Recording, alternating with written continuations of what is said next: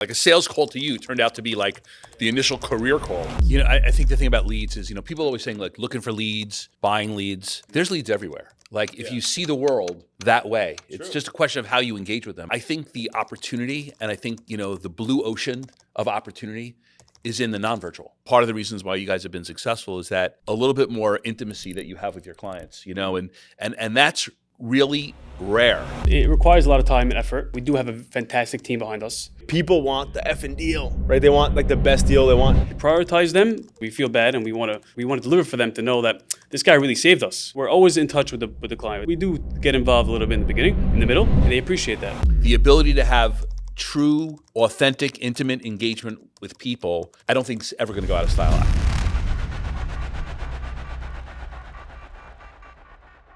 But all right, so welcome back, guys. I'm pumped. The world of real estate, getting a loan, it's been pretty crazy, with obviously the market and stuff. So I'm pumped to have Eddie and Joey Levy here today. Did I say it Levy properly? Levy. Thank you, Levy. We got Scotty Einbinder back in the building. What's going on, Scott?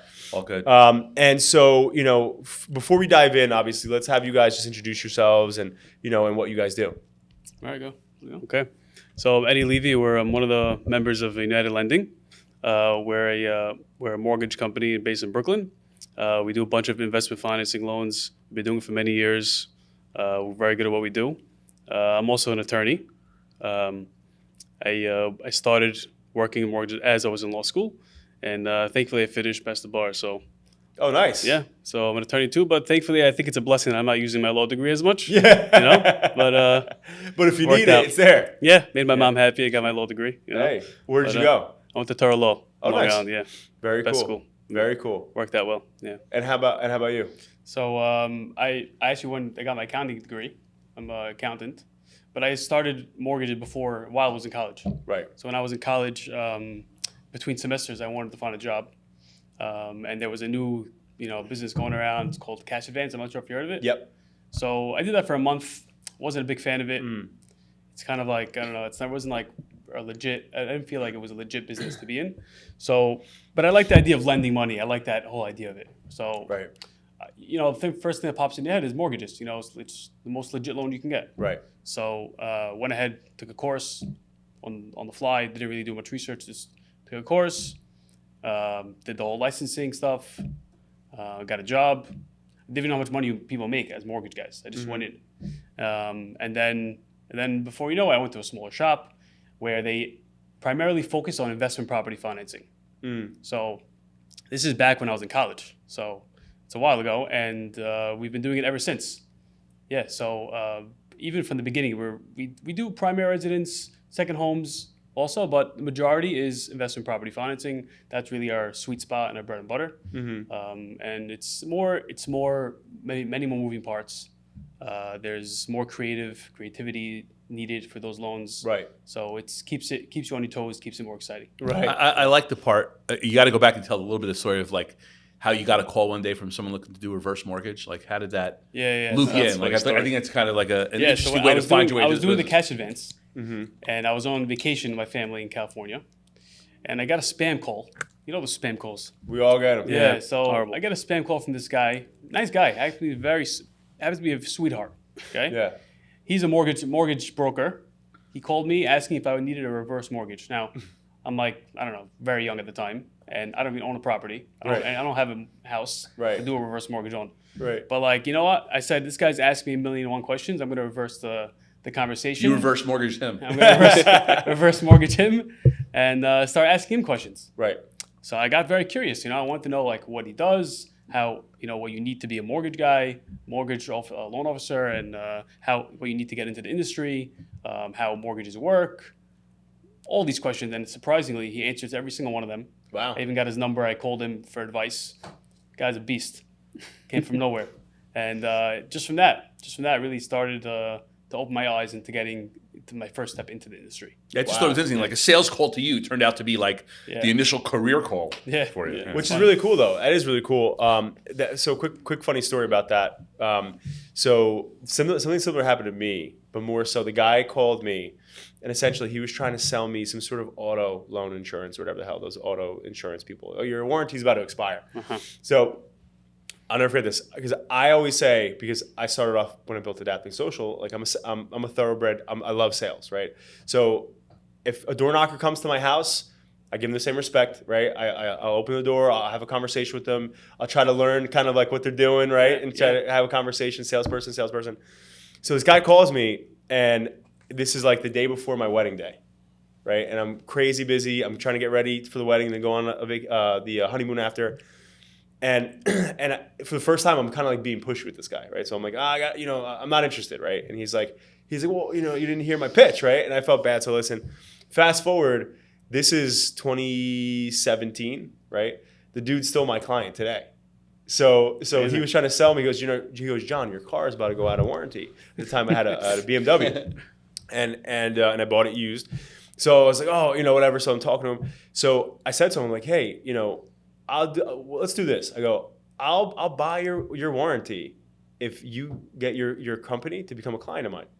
And he's like, really? Because you gotta imagine how many calls did he make that day, right? Like, and somebody's like, you're gonna do it? So he got me on the call with his boss, and I want to build a great relationship. They're a big client of ours. But that's the one thing I would say, like with salespeople, my mentality growing up has always been like, the doorman is just as important as the guy who owns the building, right? Sure, yeah. He sees everybody. Yeah. And people who are talking to fucking people all day long are just as equally as important, because this guy's talking to 1 million people a day trying to make money. So to this day, not only are they still my client, but that guy gets me so much fucking business. And that's why, even in LinkedIn as an example, right? So for anybody out there, we all have 1 million in-mails. We all do. We can't avoid it, right? We're all, hey, did you do insurance? Whatever. And it's like, so with my sales team, right, one of the things that part of our day one training is that those are not garbage, right? We're going to go build relationships out of people who are just constantly trying to be people, right? And like have conversations with people.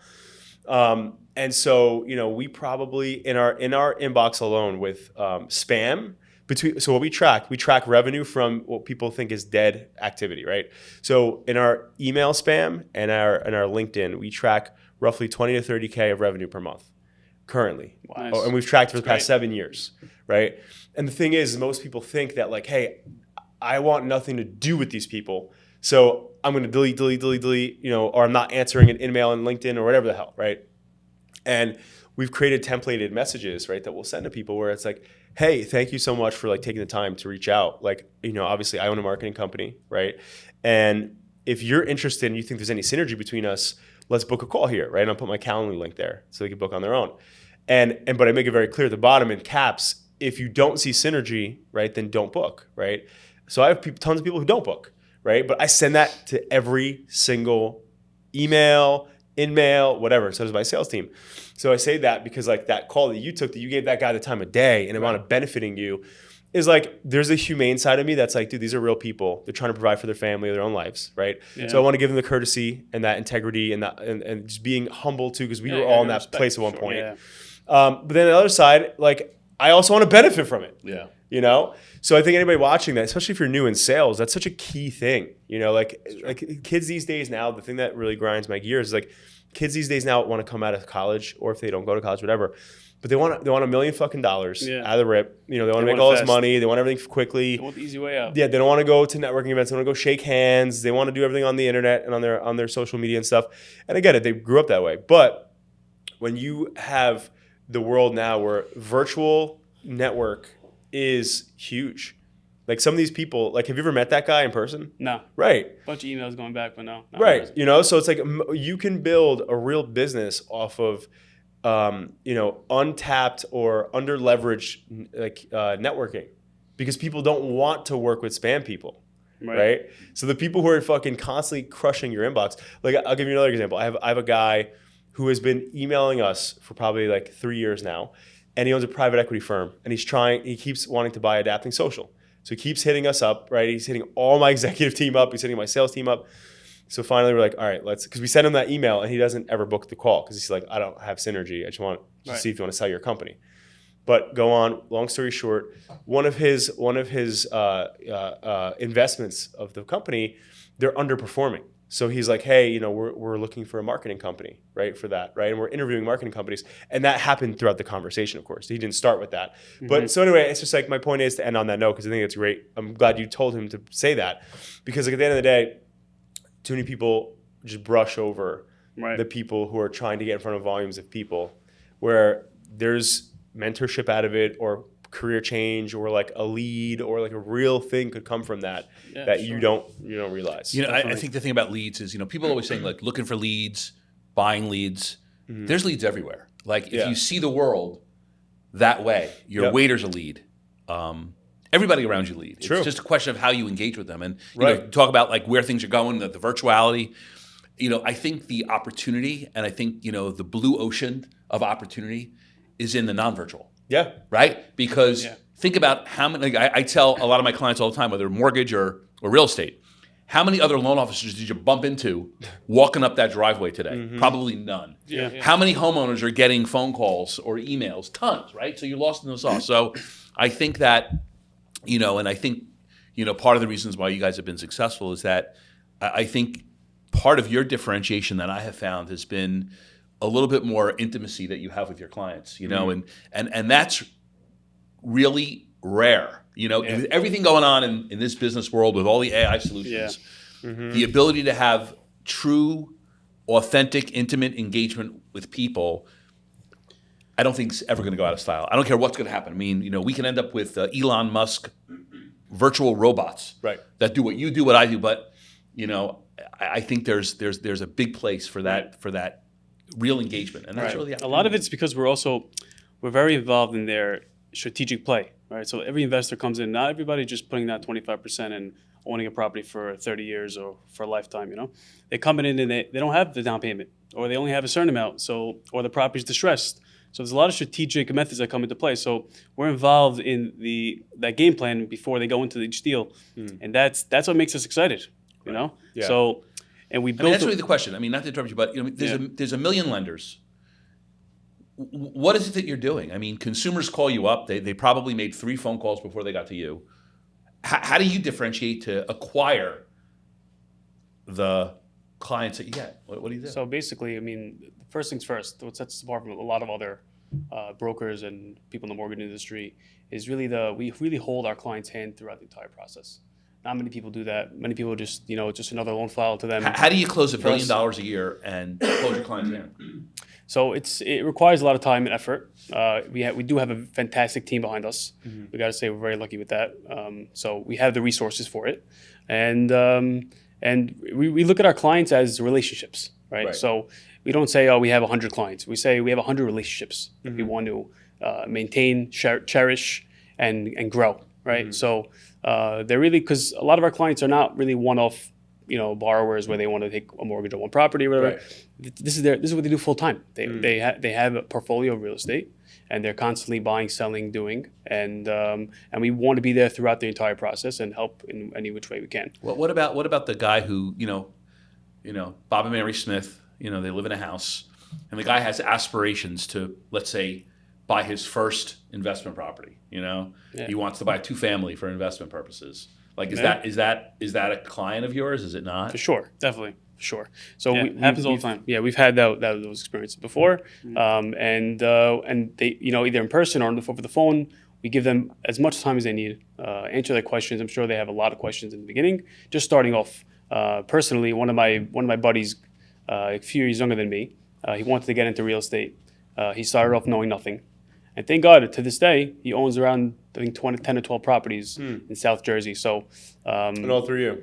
Yeah. So through our financing and our expertise and our advice, how to get there, how to strategically finance the deals that come his way. Yeah. And also along the way, he's been brought a lot of deals that don't really make much sense. We would tell him our opinion, and again, he can do what he wants to do with that. But it's we would open his eyes to things that he hasn't seen when underwriting a deal like that comes on his table. Yeah, so, like what? Like, what's an example of like something that typically a borrower might find as a roadblock or a hurdle, or another bank said no to?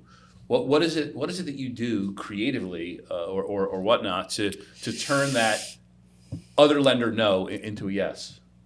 I think that's a fucking solid question, because I think the one thing that I was going to say on the note before you guys answer is that I feel like the service world now, whether it's lending or just anything, is I almost feel like people don't really give a shit anymore about the relationship as much as they used to, especially when it comes to getting a good deal. Right? Yeah, they want a good deal. People want the effing deal, right? They want like the best deal they want. And when we were talking before this, and obviously in different conversations, I know you guys get creative, right? Like you just said. So I think, anyway, continue on that point. But I think that's the key question here.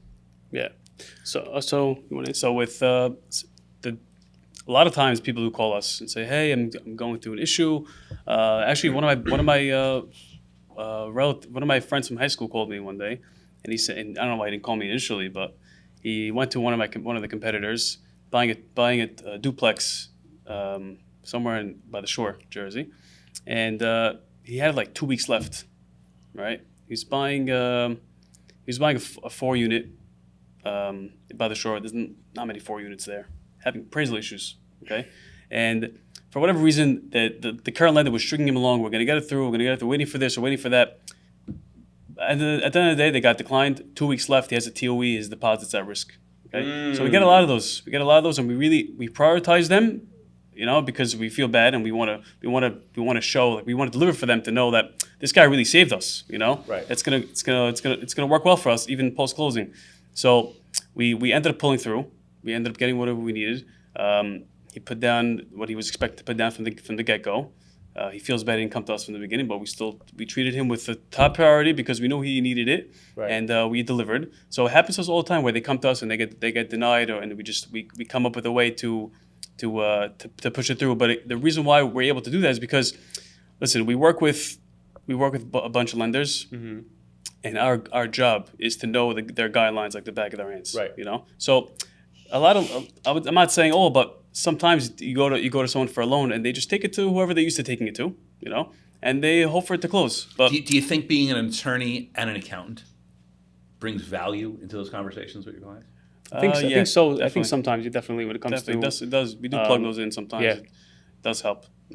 So we know those guidelines, and we know our job is to house the loan where it's going to close from the get go.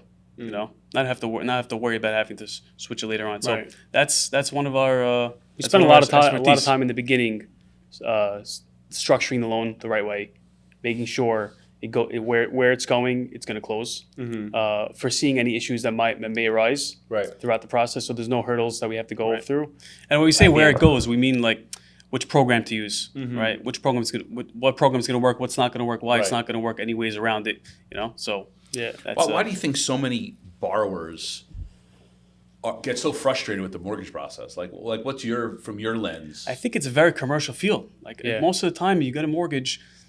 I mean, sometimes you ask someone down the road, who'd you use for a mortgage? They don't even remember sometimes. It's just a commercial feel. Like someone gets an application, they have someone in the office send an email with a list. They go a little bit back and forth, and if it's an easy deal, it goes smooth. But with us, there's a personal touch with us. There really is a personal touch. Yeah. Even with the high volume, we do find time to get involved, because again, we're the ones calling at the very end when the loan's ready to be locked. We're the ones calling, and at that point we know everything about the deal. Right. So, and we're talking about different options, different terms to lock in. So, and that's the very end.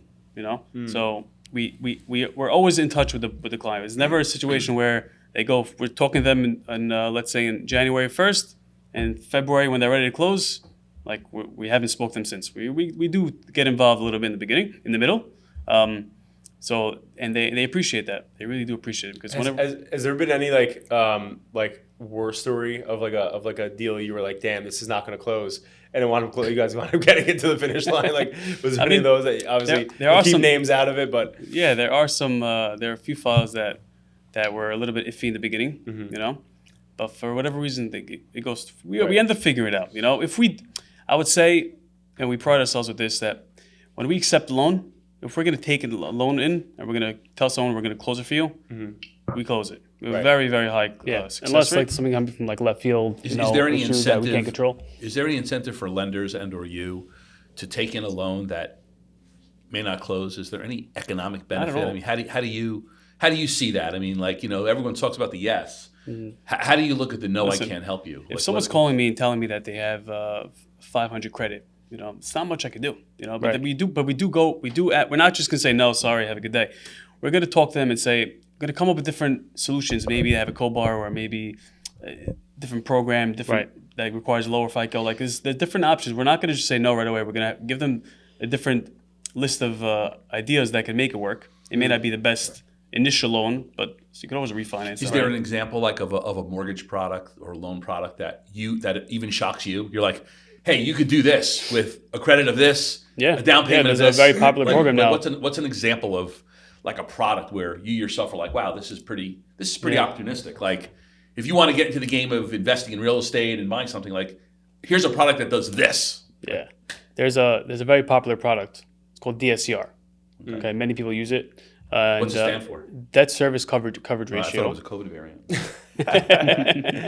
It sounds like it. Yeah, everyone uses these acronyms, you know. Okay. It's basically it's meant for investment properties. Okay. For real estate investors. There's no income check required. That means no tax returns are required. So that's the no income verification mortgage? Technically, yes. They call no doc loans. No doc. No doc. So it's a It's not a medical issue. It's just It's no a non documentation. Okay. non-conventional loan, basically. It's obviously much less paperwork, right? So there's no tax returns, no W-2s, no pay stubs. The income that we use to qualify the loan is strictly on the rental income that the property's producing or will be producing once it's rented, right? So you take that rental income number per month, and if that number is equal to or greater than the monthly mortgage payment, that means you're positive cash flow each month, then you qualify. It's simple as that. Let me get this straight. So there could be a vacant 2-family That's literally my question. that I want to buy. It's vacant. Yeah. And you could take the projected rent The market rent. or the market rent and use that as income to qualify for that. For that for the property, yeah, for sure. Okay. Yep.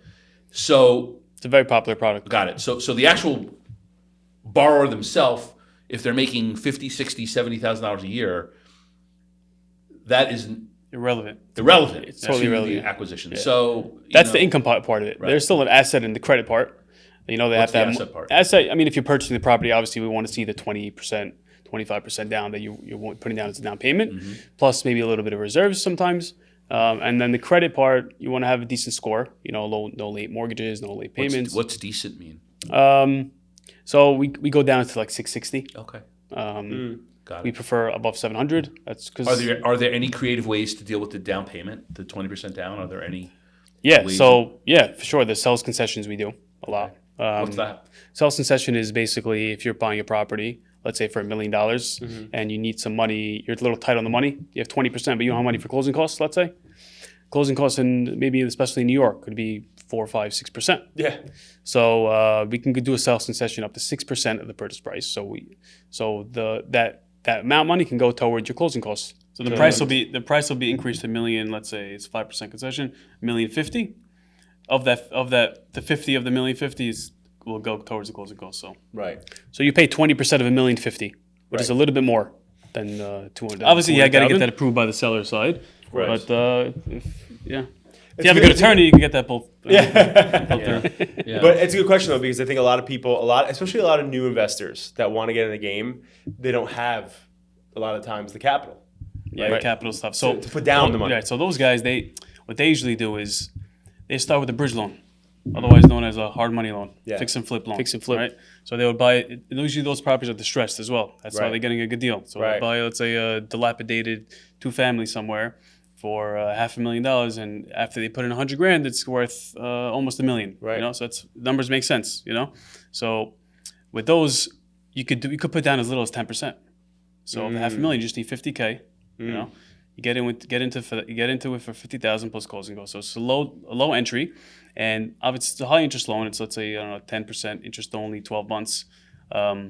And we also fund the construction, so that if they need $100,000 for the construction, we would give them 90% of the purchase price and 100% of the construction as a line of credit to be dispersed as draws as the work progresses. And then when the job's completed, they would either refinance, cash out, or just rate in term, or sell it. What's the income qualification? I mean, how do they qualify income-wise with that? So with the fix and flip, there's no income really to look at other than the profit on the flip. So there's different. So is it kind of all projection based? Yeah, so it's LTV restrictions. So like for example, we want to make sure that our loan, right, the 90% that we're financing plus the construction that we're going to give, the construction rehab amount, is going to be around 70 to 75% of what the property's value will be when Right. when the work is done.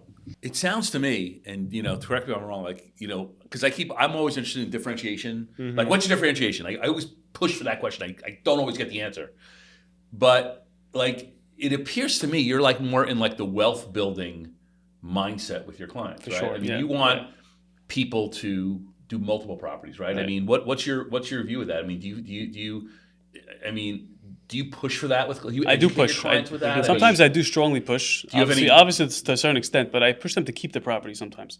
Like if if someone has a single family and they're going to make a few $100,000 on a flip, then sell it. Good for you, But if they have a nice 3-family in, let's say Brooklyn, it's something to own, Then we try to find ways for them to keep it. Right. Cash out. The values there are high. Right. There's equity there. So, do a cash out refi. You'll make a little bit of money every month, maybe not as much as you want, but you'll still make, so you'll be in the green, and That's how you build wealth, You get to keep the really. property, Otherwise, if you keep flipping, next thing you know, you're retired and you have nothing. Right. We kind of open their eyes to that option, right? Yeah. Instead of taking their initial mindset was to fix it, sell it. Do you the guys big money, believe pay in? out. Do you believe in continuing to hold properties and expand the real Never estate sell, portfolio? never sell. Yeah. Our motto is never sell. That's me too. I'm the same belief. I mean, Yeah. that's how you build generational wealth, right? Right. So It's funny. One of my buddies, who's a big real estate agent around here, Sal, when BlackRock started buying properties. Sal. Yeah. I mean, there's about 1,000. Sal Ventry. Okay, there's 1,000 Sals. There's within 1,000 mile of Sals. the But so yeah, Sal Ventry. It's like Smith. John Smith. John Smith. But he said to me, I think it was like 20. My goodness, I think it was like 2017, 2018. He's like BlackRock's buying all these properties now, like Yeah. single families to be rental, whatever. He's like, I'll never sell anything again. Right. And since then he's sold shit. I took that advice and I was like, you know what? He's right. I never will sell again.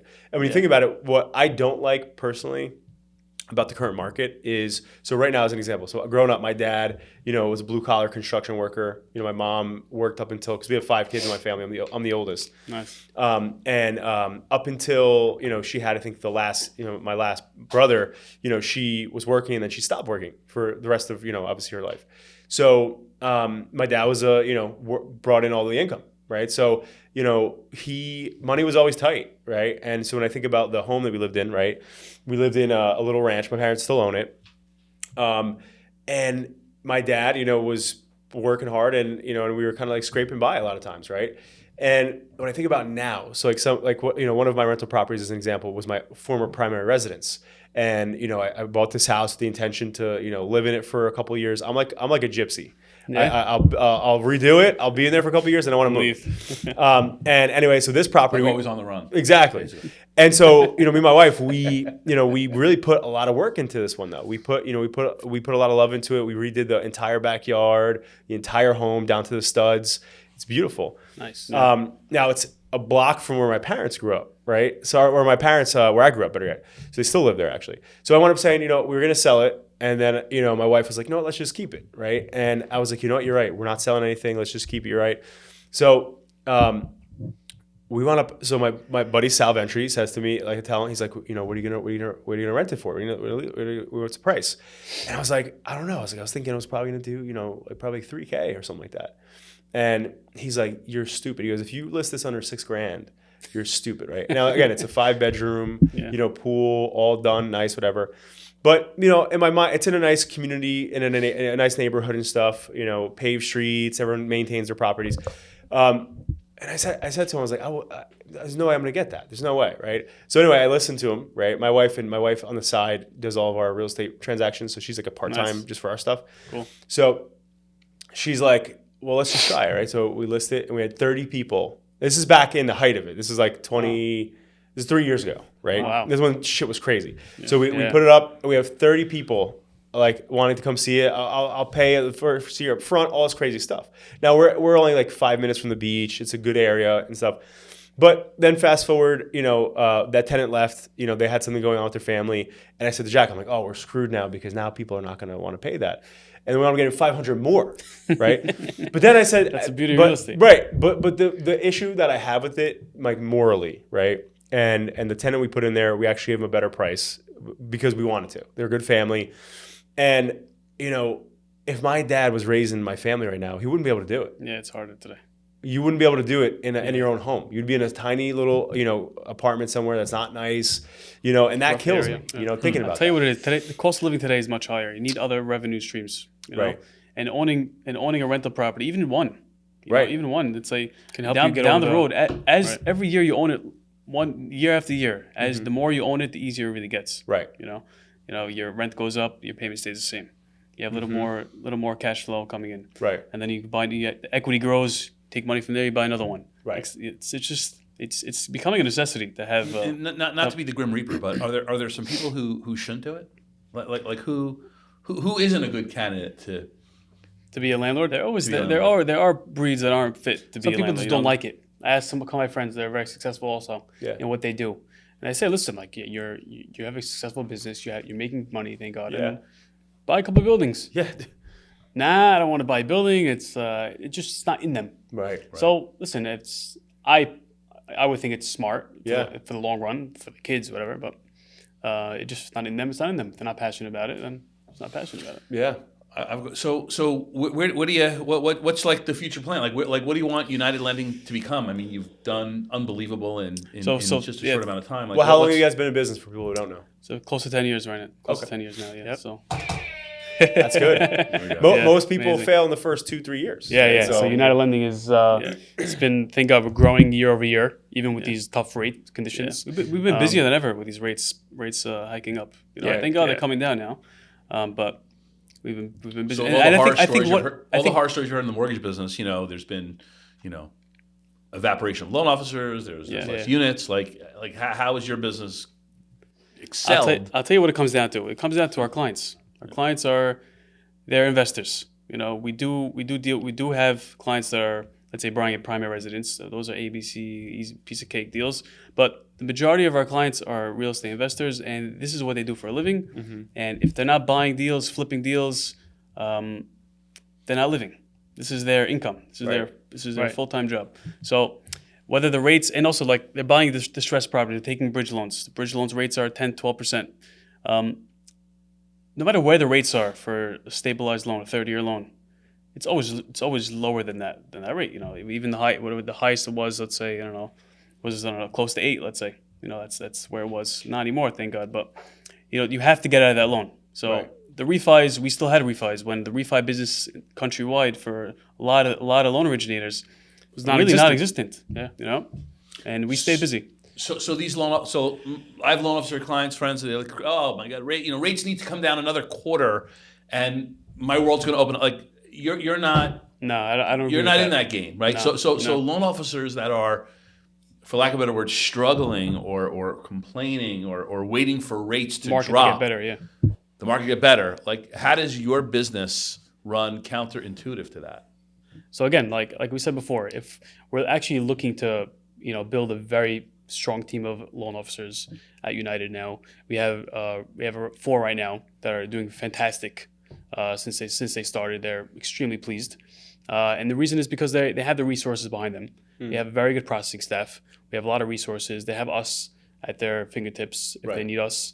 There's many occurrences that happened where they had a deal that was in real jeopardy, that was about to be like dead, and we came in, we figured out a solution, and closed successfully, and they were very, very happy, and the clients were happy. It was a perfect story. And we're looking to grow really a strong team of loan officers because we want to offer them that the same resources to them, right? So right now you see a standard loan officer working at a bank, just waiting for rates to come down a quarter to make a few more calls to refinance some guys.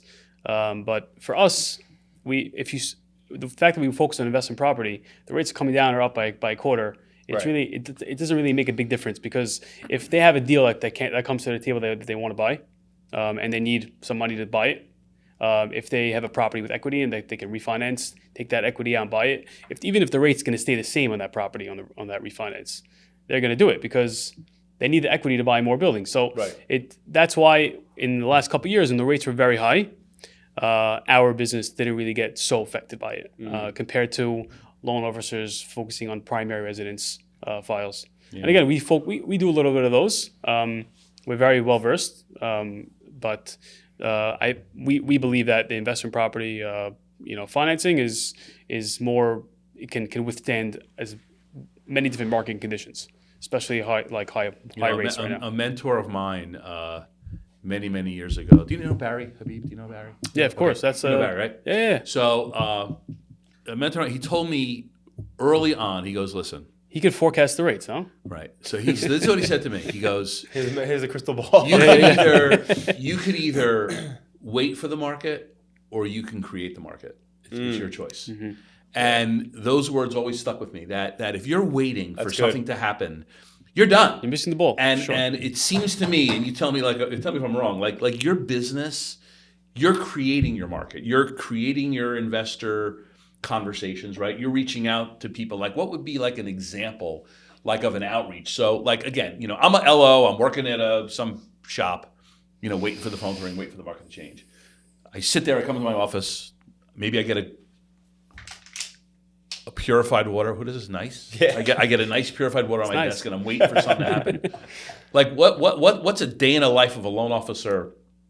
At United Lending, if I come in, what do I do? Like, what would you tell me to do to create business for myself? So you can do the standard things that many people do is reach out to realtors. That's one of the best referral sources. That's a standard thing to do. We would tell them to do that, but we have additional things that I would say majority of broker shops don't even think about, and that's focus on targeting specific investors. Even if you reach out, going online, you see an investor purchase a property recently, and they bought it already, and they're flipping it. They're going to sell it. So there's no real opportunity to finance that specific property. How do you know they're an right? investor? If I make a phone call, how do I know they're an investor and they're not bothered? You can see. There's ways to tell online that they bought an LLC, single family purchase for There's a ways very to low really amount. go into it. Sometimes You see who they borrowed amounts. who they borrowed from. If they borrowed from a lender that's known to be a fix and flip lender, right, a hard money lender, so that property was purchased for investment purposes. So you reach out to them, even if it's not that property you're looking to finance.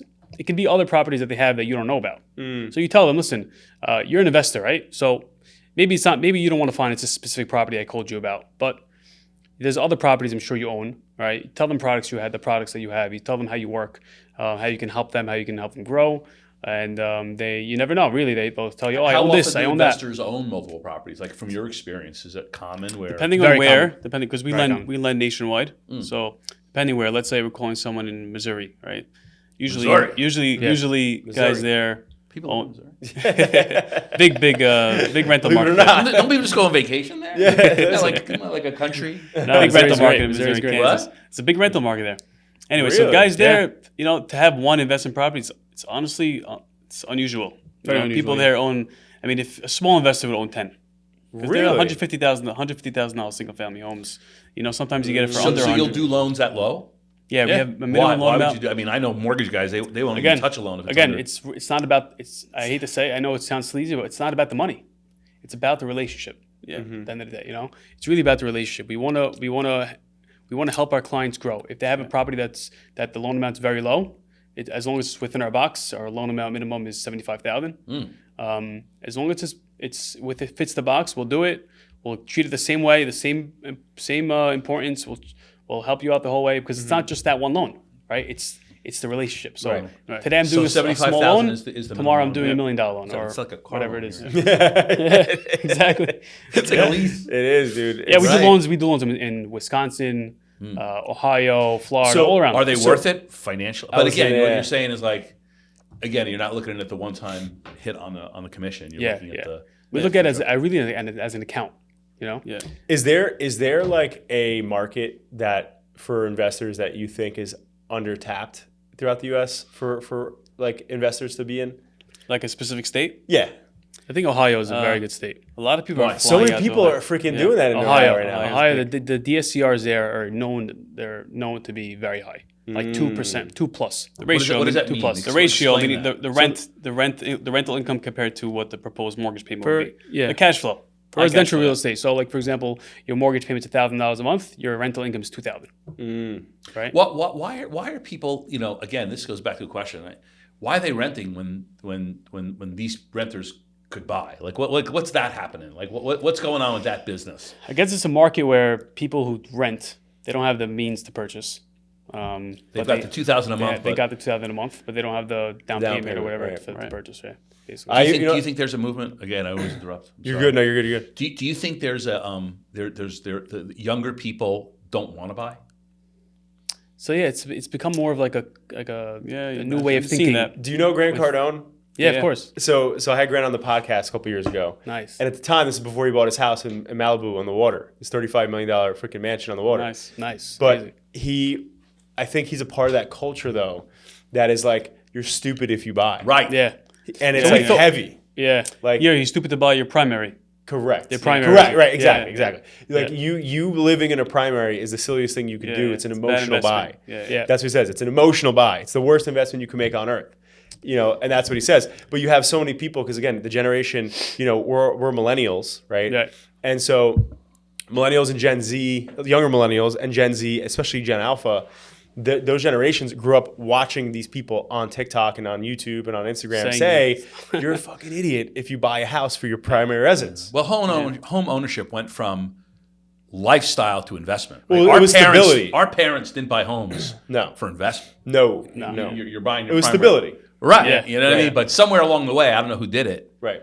It flipped. It became like an ATM. It became Right. an investment. Like you got to make the investment. I'm still of the school of thought that it is stability and I know it's emotional, right? But at the same time though, based on what we're saying here, like I feel like I can argue Right. this all on day. paper, it makes sense. Yeah. It's not a good idea to buy primary on paper. Yeah. But if you look at it, life is not all about paper, Yeah. What's on the paper. But see, that's what I'm saying. Like that's where I disagree even too. Yeah. Right. Because I think a primary residence, based on obviously the person, but I'll say just for me, right?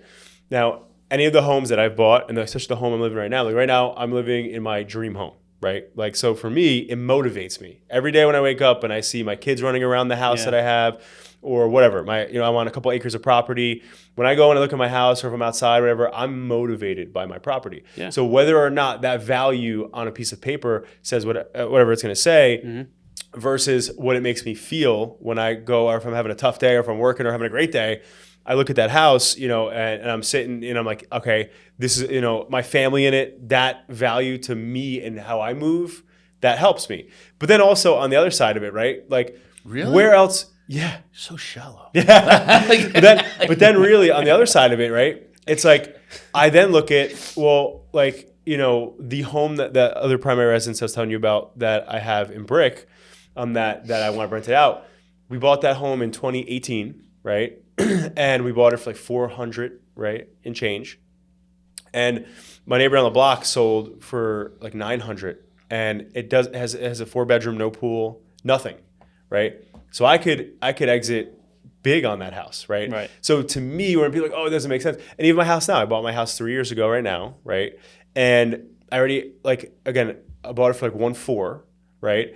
And my neighbor on the block, who doesn't have a finished basement like I do, doesn't have a nice pool, the house is not renovated like mine is, he just sold for 1.8, right? Wow. And I've been there for 3 years. I could sell my house for probably 2 point something, right? Yeah. And it's like, so what bank is going to give me that money that fast in 3 years?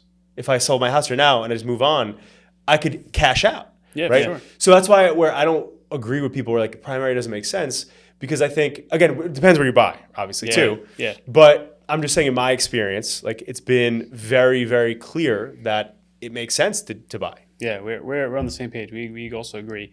Primary residence is a place for your family, right? To grow. You don't need to get a call from your landlord one day that you got to leave next month because something Right, happened. right. It's just your house stability, like you said. Right.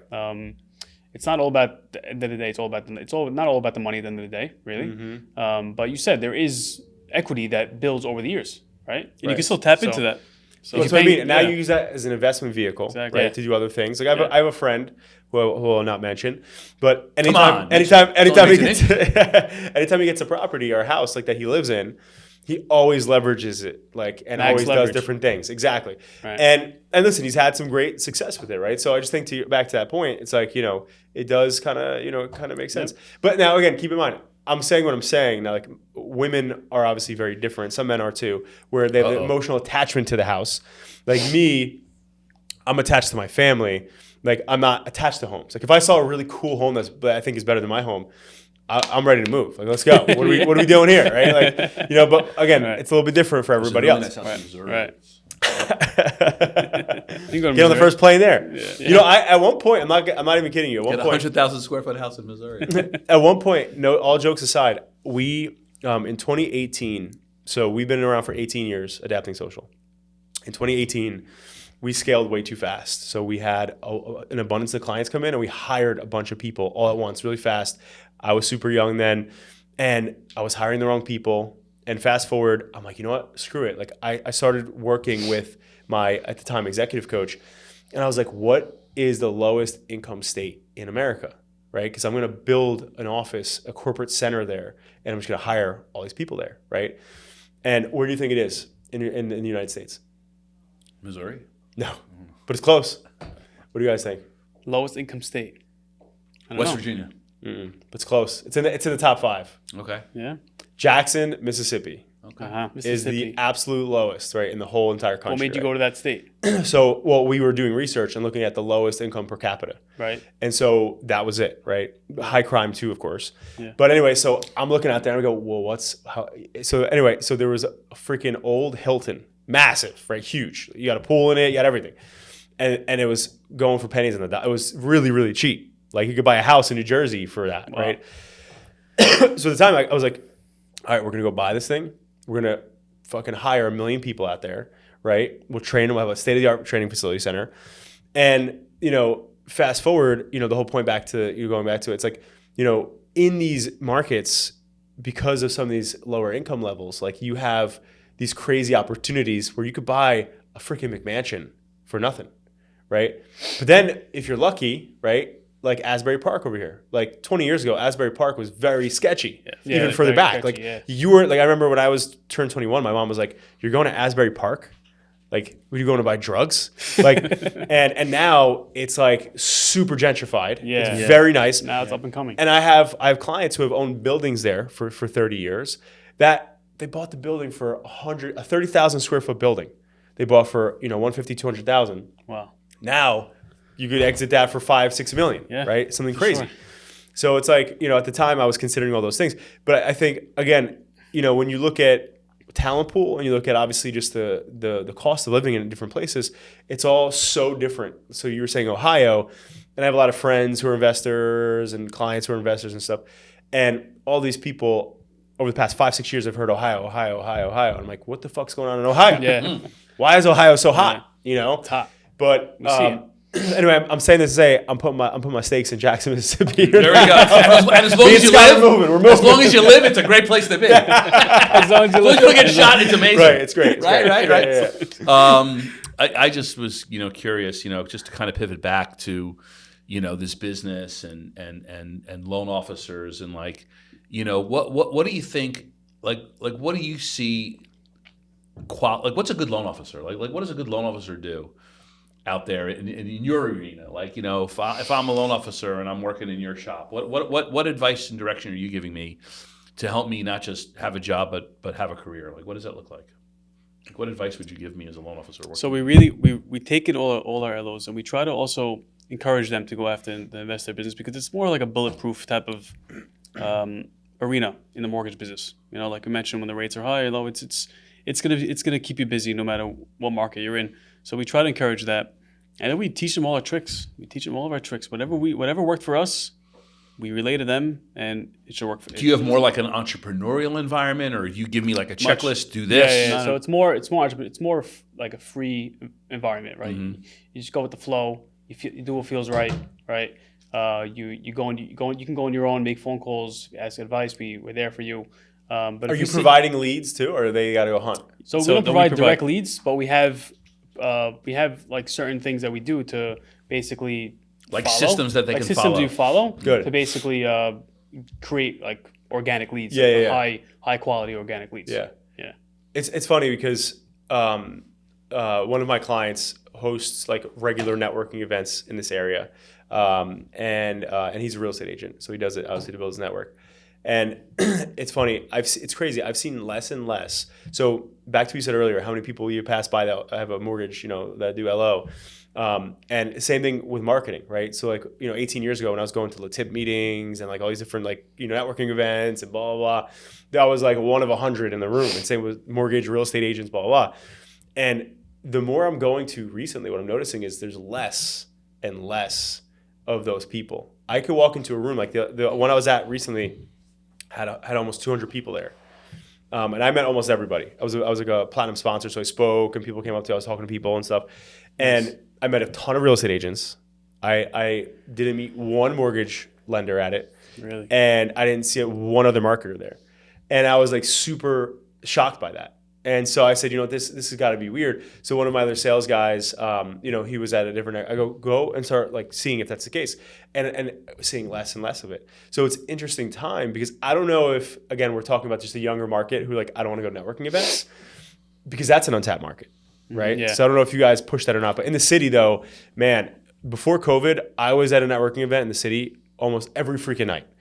There's so many, I forget the guy's name. His name is Nick Tang or if it was Nick Young, one of those guys. But they both put on separate events. But dude, this guy puts on an event in New York City, in Manhattan, and it is always packed. And there's always amazing contacts at him. I don't know what this guy does. I don't know who he is. Wow. I don't know why he could do this. But anywhere he goes, it's packed out. I'll send you guys a link to it just so you can send your guys there too. But before COVID, I used to go to them I was probably up in our New York office probably 3 or 4 times a week. And every time I was there, I'd be at a networking event in a mixer. And I feel it's changing because when I go to events like that or when my team's at events like that, you're not seeing the same caliber of people that I used to see before COVID. Right. So it's just interesting, and I think it opens up some opportunities for salespeople because not the same people are going. Do you think you mentioned realtors, and do you think realtors take advantage or understand this non-traditional lending and how that could help their business? I mean, I find that most of my real estate clients don't really have a good understanding of it. No, what do you think? I agree with that. Most of them don't. They just know the basics, really, the Fannie Mae, Freddie Mac standard loans, conventional loans, and not many know that there's many other products out there that can qualify more buyers. So it increases their buyer pool. They can probably sell how more. can this knowledge help them get listings? Like let's say you, I don't know if you would do it, but I don't know if you can train realtors and teach them kind of things. But if let's say a realtor was armed with some of your knowledge, forget the buyer for a second. Can that help the realtor get a listing? How could my understanding they'll of be these products able to vet help more, me get a listing? They'll be able to vet through more buyers. A lot of times the realtors call me and they just to verify, let's say, a pre-approval. Yeah. Hey, one of your clients sent me a pre-approval with your company on it. So Right. they call me to ask if he's qualified. Right. And they ask you what kind of program. I tell them it's a DSCR loan. Oh, what's that? They have no idea. It's a problem. Right. It could really help. It could help. So they may think, oh, it's some type of BS loan. I don't want to go with this buyer. What about realtors but in that- reality, it's less of a risk than let's say sometimes it's less of a risk than a traditional loan. How would that be? How is it less? Because a lot of reasons why the investors like it is because it's a lot less obviously documents required, a lot less restrictions, a lot less rules. Let's say it's a much more straightforward deal. It makes sense. Whatever I ask my client for, like in terms of documentation, they understand why I need that document. Right. Right? It's simple. more common sense lending. So here's what I hear from realtors all the time. They go, Scott, I stay away from distressed properties because they're difficult to finance. I stay away from listing distressed properties because they're very tough to get mortgages on. Is that true? If anything, opposite. If you list Yeah, a distressed property, if it's priced right, it's opposite. If you list a distressed property and you don't know how to locate an investor, let's say a flipper, right? Yeah. The guy's going to buy it with you as a realtor, and it will provide the financing. And when the property's finished, he's going to have to sell it. Right. So it's like a So double would you dip. collectively say that a realtor who says that I stay away from listing distressed properties because they're difficult to finance, do they need training or do they need therapy? A little bit of both. More on the Right. No. They need to have like a crash course on our programs, quick course, just even a conversation. Do you do that for realtors? If a realtor a lot calls of you up and said, a lot of "Hey, realtors listen, give me who refer us business, they whenever we have a conversation with them, hey, there's a new program out there. we open their eyes to new programs where they know what's out there in the market, right? Right. So when they have a buyer come in to see an open house, and they say I'm self-employed and this, and they question, this guy really Listen, we approved? No, it's not. Do your lenders have any sensitivity to buyer commissions and paying buyer commissions and this whole thing with NAR? Like there's sensitivity in the traditional lending space where, some lenders allow the buyer commission to be financed, some don't. Like where do your products fall with buyer commissions? I don't know if there's any restrictions on buyer commissions Not at all. Zero. So if I'm a realtor, hitting that wall. A lot Yeah, of times yeah. realtors get surprised. They're like, how the hell did you close that deal? Like they come to me and they say, because a lot of times my clients, they sign a contract with no mortgage contingency, meaning if they don't get approved for a mortgage, they still have to close. So they have to come up with cash, right? It's a hard there's contract. no way out. Yeah. Yeah. So that's the way to get a good deal or to even get the deal, Right. So they're like, and we end up arriving to the closing with a mortgage, right? We're allowed to attempt to get a mortgage, Of course. right? So Yeah. I would say most of the time they end up getting a mortgage, even though that they're, it's not contingent on it. So they're like, how'd you close the deal? There's no bathroom in the house. There's no kitchen. Like, how'd you close this deal? So they have no idea these programs exist. But Yeah. if Do you ever they have a did, situation where a buyer waives the contingency and can't close and they don't have never, the cash? never. We always make it work. So you have to verify they got the cash. Yeah, we actually never had that experience before. One of my LOs had a situation where his client was a lawyer, like a lawyer who just went to law school and never practiced a day in his life. So he represented himself, and and this is when he first joined. So his deposit was at risk, and the sales attorney was pissed off because not only was time going by, it was like almost a year. This specific file, I don't know why it took that long. It was at another lender, and then Yeah. it came to us at the end. Yeah, We got denied like twice at two other lenders, and then it came to us. and then he switched to us, and we took that loan with him. So the seller attorney was more pissed because this attorney, who was the buyer, didn't respond. He was just like intimidated. He didn't know what he was doing. He was scared to reach out. He was scared to do anything. So he was more pissed because he wasn't hearing back from the buyer's end. So I came in there and I even represented him as an attorney. Got on the phone. I got on the phone with the seller that's attorney. badass. I calmed him down. I ended up getting like a month extension. And just the deal was just to pay that month of property taxes. Right. It's like a few $100. We are getting a No month brainer. and we close the deal and everybody's happy. That's awesome. So well, we take their deals as if it's ours, and we want that's- we want to see them succeed. that's Even one with of our the- employees, if we see end of the day, at the end of the year, like we just finished it now, we see what our employees made. The higher the number, the happier we are. Right. Of course. Like Yeah. we want to see them. We want to see them succeed. We want to see them thrive, to do better, and really want to see them happy. Yeah, it's funny because like this yesterday I do more of the numbers and with originations and everything. So I saw the numbers last month in January. We're like, oh, wow, this much money went out for commissions to our LOs. I was shocked by the number. Right. I'm like, wow, I was so happy because Right. That's great. it's like, wow, like let's 10x that, Right. right? Let's get more LOs. This way, a lot of other LOs can benefit. Right. So and the story he just mentioned is like another proof. It's just proof in itself that Of what we separates you really- guys. We really, Another we reason- really want to tell Right. show our LOs that we're there for them. Right. We literally save the deals sometimes. Right. And it's they should look at us as an asset really on their team. Right. A lot of our LOs, we asked our LOs this question too, like, what do you like about us, right? And one of the things, there's a long list of it, But one of the things they say is, we're in their shoes too every single day, right? So we're originators and owners and managers. So if they have a problem, a very specific problem, right? They're not gonna report to an owner who's just managing a bunch of LOs and not really doing his own deals. So we have our own personal files too. So whatever situation they went through, odds are we went through it too. Right. So we have a solution for There's a anything different that could level of arise. understanding Yeah. versus Exactly. like just being the person Exactly. who's sitting on the couch marching, Right. Right. orders essentially. Right. And we're talking to whoever the higher ups that could help them with this specific issue, and we're getting on the phone with them, and we're making it work. So they love that about us. They really love the hand holding process. So, all right, guys, we are I getting got close one to more the end question. here. Yeah, good. It's the elephant in the room. Yeah. Nobody said All it. right, we're gonna end it on this one. All right. What are the advantages and or disadvantages of being twins? Listen, there's a In lot business. in business. There's a lot of advantages. Honestly, it's funny because like a lot of times I'm out and he'll take over, and Yeah. the client won't even know he's dealing with somebody else. Okay, there you go. Honesty, That was a lot of transparency. times. So it's funny, and no, it's really No, we love really working happens. together. I think We love it's- working together. That's Thank God. amazing. And if somebody fucks up, can you say it was him? Yeah, it wasn't. Reverse engineering. It's funny, when we first started out, we had a small office. It was me and Eddie. Our desk was like connected to each other, and we really had to move out after like a year. We couldn't take it anymore. Why? Because when I was on the phone, we're always on the phone, right?